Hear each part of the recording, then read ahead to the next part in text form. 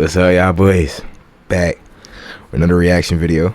We reacting to a teen Florida teen savagely murdered with a sword in high school. L reader, my fault. But my first question is, why the fuck do you have a sword in school? This is not Pirates of the Caribbean. And why is Shrek on my screen? Two women will spend decades in prison after they admitted to their role in a high school love. Do you not know how mad I would be in heaven if I got killed by this thing?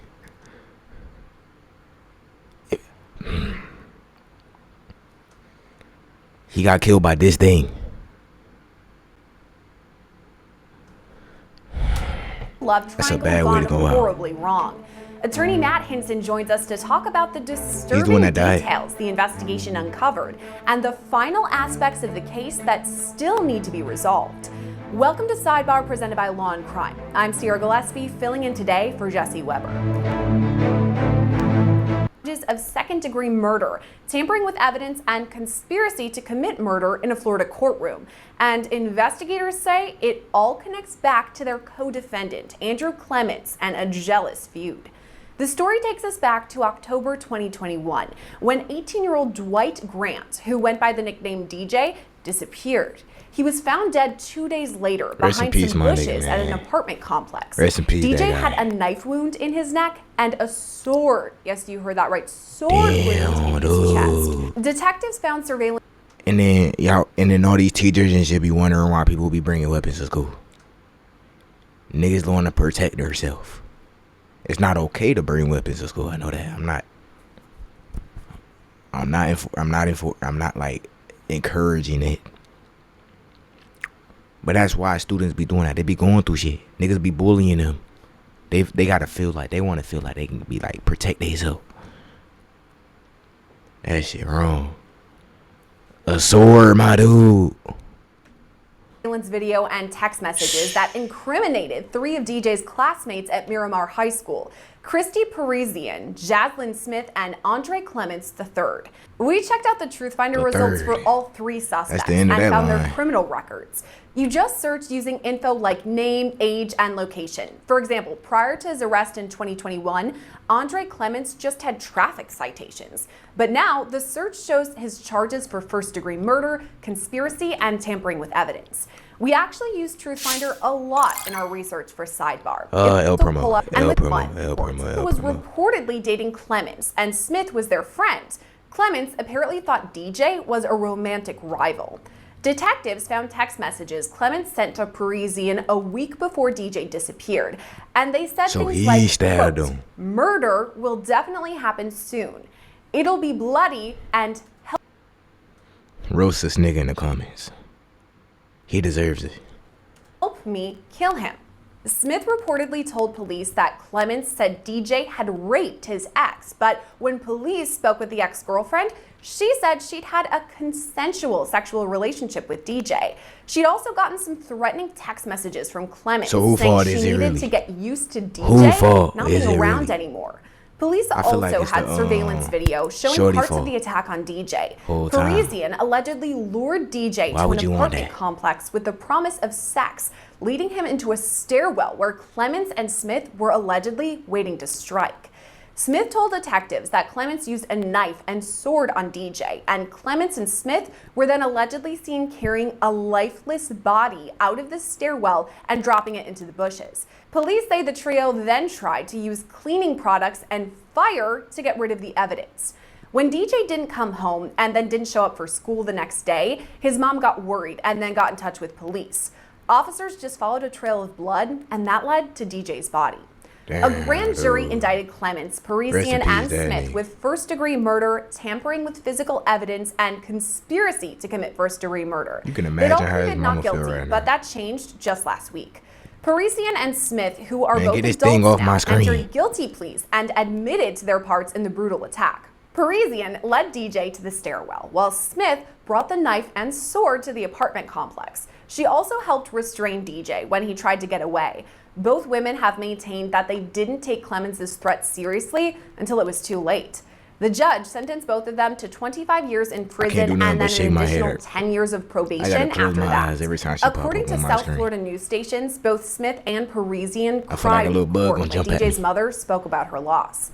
The women are now expected to testify against Clements, who has maintained his plea of not guilty. And while his trial gets underway in January, it seems Clements will be representing himself in a handwritten motion to dismiss one of his counts. Andre Dexter Clements III names himself as pro se.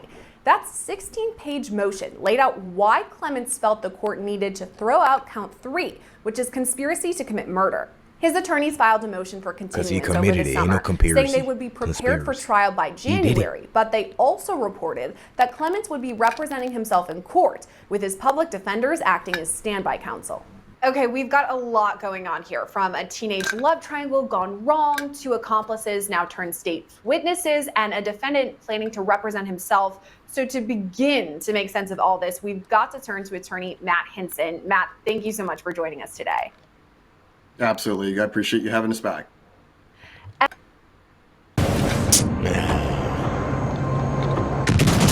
Warships. You got aimbot. And one of the reasons we wanted to speak with you specifically today, Matt, is your history and advocacy for the victim. That's something we don't want to lose in this story. What are you feeling about that in DJ, who's the victim in this case, how he and his family are likely feeling? What do you make of all of that? From a feeling standpoint, I can't imagine he is not alive. What they're going through, both the family and the community. I'm sure that everyone is shocked, and they should be. If they're not shocked, we have a problem in society. But and as well as saddened, and one of the things I think we don't focus on enough in the media is we're not focusing on the victim in terms of the life they led and the legacy they're going to leave behind. I think we focus a lot on the crime because that is what we cover in the media. But I think that it's important not to forget the person that was lost and who they were as a person, not just how they died. In this case, we want to make sure to continue to bring his memory and talk about him, which is one of the reasons why we're talking about this case. But unfortunately, we do have to kind of dig into the deeper side of things too. And one of the reasons that we're talking about the story at all today is because this is a love triangle, allegedly, that went wrong. And this is why you can't trust these hoes. You feel like you have a thing with somebody, and then they backdoor you. You left the back door wide. Nigga was trying to get some and got That's fucked up.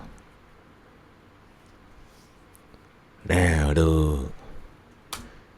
This is something we talk about here kind of a lot on Law and Crime, whether it's two guys versus one girl or two girls fighting over one guy, whatever that may be. But here's an added layer to this. In this case, they were teenagers at the time, in high school. So right away I'm thinking, okay, their frontal lobe isn't quite completely developed because they're still kids. Then they're fighting in this love triangle. I guess, what are your initial thoughts about all that? Unfortunately, we're seeing a lot more of this in the media, but I think we're seeing more in society of teen-on-teen type of violence.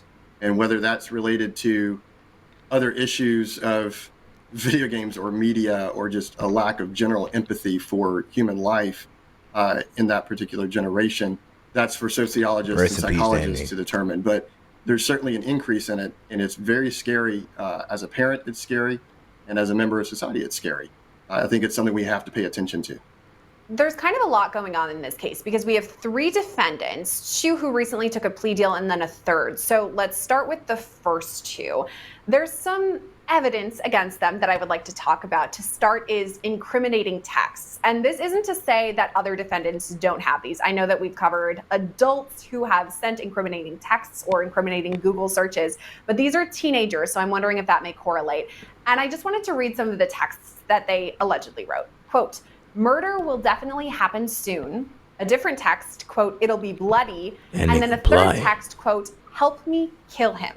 So we know these 2 girls, now women, ended up taking a plea deal, but could these incriminating texts have been really bad for them had they not? You're done, buddy. But we do see this situation where there are text messages and there are very much damaging evidence against defendants, and that's the job of their attorney, is to let them know just how bad that evidence is against them. And Snitch so on in himself. situations like this, it appears that the two young females that pled, they probably got legal advice telling them the evidence is bad against them. And so, unfortunately, we're seeing a lot of this, though, in teenage crimes, whether it's Fucking mouse. text messages, Facebook, Snapchat. We're seeing a lot of times where teenagers, to your point earlier, their frontal lobe's not developed yet. They're not thinking about the situation and whether or not they could get away with it. They just don't quite grasp that concept. And I think that's one of the reasons why we see so many prosecutions and plea deals in teenage cases as well. Do you think it's possible that these kids, because at the time of the crime, they were children under age 18, that they just weren't thinking that this would be investigated or that they would be caught? Because to what you were talking about before, we've covered many stories where there are videos or photos that are on Snapchat that these kids are often thinking, oh, it'll just delete, on Snapchat it goes away, or nobody's going to be able to read my texts. I mean, do you think that's why they're being so blatant in this? Well, and as adults, we probably all remember being teenagers and just thinking, that won't happen to me. They're blaming this on being a teenager. It's white people, man. No offense to you white people out there, but like that nigga though. Talking about something. We were all teenagers one day. You killed somebody when you were a teenager. Look up his background. See what he did. I'll be able to get away with it. Ain't no just we and was, I do we think was all there's an aspect of teenagers. that of where the understanding get of this thing off my consequences and the screen. understanding of evidence And just that doesn't thing. compute with teenagers, and they think that they're going to be able to Fucking get away Shrek. with it, and That Shrek wife normally right they're there. wrong. They don't get away with it. That Fiona. So we've got those incriminating texts that are pretty blatant, kind of in black and white. I mean, they even say murder. But putting those aside, let's say that the defense somehow comes up with an argument. We can't prove who wrote them. We can't prove who read them, all of that. Let's say that it's really strong. There's also eyewitness testimony that puts the defendants at the scene carrying a body right by the murder scene. I mean, I know eyewitness testimony Wait. is How did they carry his body out the building without anybody seeing him? Because they said they was in school. That's the real question. Their schools don't got cameras. How'd he get the body out the building? That's the real question. And they put him in a ditch, in like a bush. They said a bush by the school. They put him in a bush by the school. That's even more dumb. See, y'all niggas planning murders and don't know how to do this shit. isn't 100% all of the time, but that's pretty big evidence against them, Cameras right? ain't shit. I would agree. As a former police officer, as well as now attorney, I would certainly feel pretty good about my case when you have eyewitness testimony on top of kind of circumstantial evidence with the text messages. It feels like a strong case just from what we know in the public, much less what the prosecutors know that's not public. So these two girls, now women, I keep saying girls because they were girls at the time of the crime, but they have since turned over age 18. So now women. These two women took a plea deal. We talked about the mountain of evidence against them. Do you think that was the right move for them to take this deal? Without knowing all the evidence against them, it's hard to say whether that was the right move for them. I can tell you that the specific plea deal, to my understanding, was 25 years. And in Florida, the way the law works is if you were charged with a capital murder or a murder charge and you're under the age of 18 at the time of that, you're going to get an automatic review at 25 years to determine whether or not you should stay in jail for a longer period of time. So I imagine that was something In that that was worked out life, with the 25 prosecutor's years office, life. where the prosecutor may have been anticipating they would get out at 25 years, so they went ahead and just went forward with that, with that process of saying, okay, let's just get 25. And there probably was some type of deal. I would imagine they may be testifying against the defendant that's going to be going to trial soon. That moves right into my next point, because these two women now have been convicted of the crime. They're going to be serving their 25-year sentence and then 10 years probation after that. But they aren't out of the limelight for long because the other defendant in the case did not take a plea deal. He's pleaded not guilty and he plans to go to trial early next year. Now, these two women who we already talked about, they had this boatload of evidence against them, and now they're going to be witnesses against this other defendant. I mean, is that pretty stark for the prosecution to bring forward this? They can talk about what led up to the murder, what happened during, what happened after. What are you thinking? It's certainly helpful for the prosecution. There's no doubt about that. You have this evidence and you have witnesses that were a part of the crime that are now going to be testifying against the sole defendant that did not plea out and wants to go to trial. And I ain't gonna lie. In my opinion, I think whoever killed him should get life. And then the other two should get like 25 years. I think Lil Buff for president. The nigga who killed him should get life. The ones that helped should get 25. No less than 25. Because they involved themselves in a murder. And they helped bring the bodies out.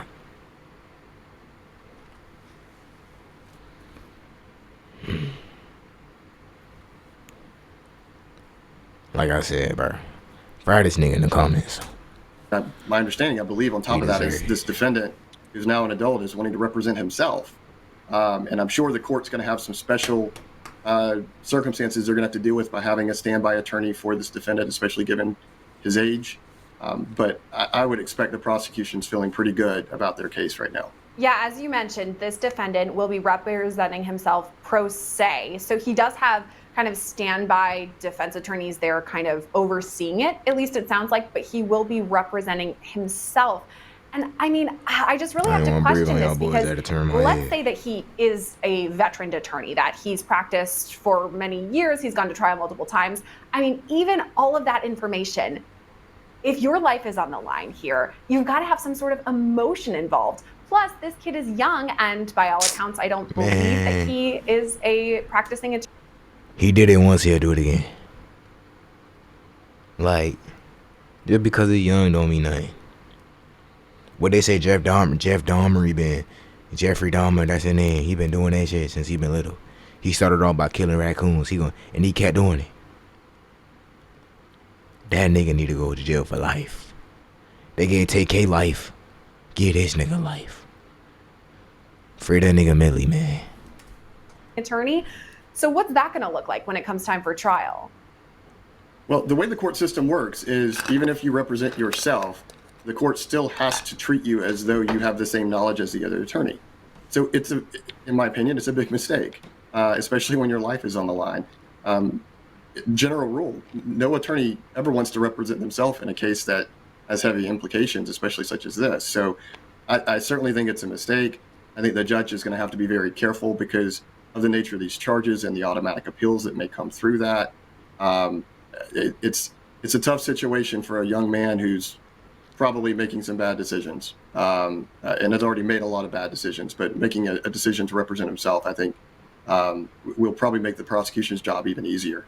I think another interesting aspect of this, too, is that we've already talked about the prosecution's two star witnesses, these other defendants who've been convicted in this murder. But now, this defendant representing himself, is it possible that he would then cross-examine these two women he used to be friends with and allegedly committed the crime with? Yes, he has a right to confront his accusers. So it is possible that he would be cross-examining. So snitch on him. And we've seen this in other high-profile cases where a defendant would cross-examine even children, unfortunately. But that is a part of our adversarial system, and he has that right to face his accusers. You talked about appeals earlier, so I want to bring it back to that, because obviously that's something with almost any case that we want to talk about. And I just had a question here, a thought.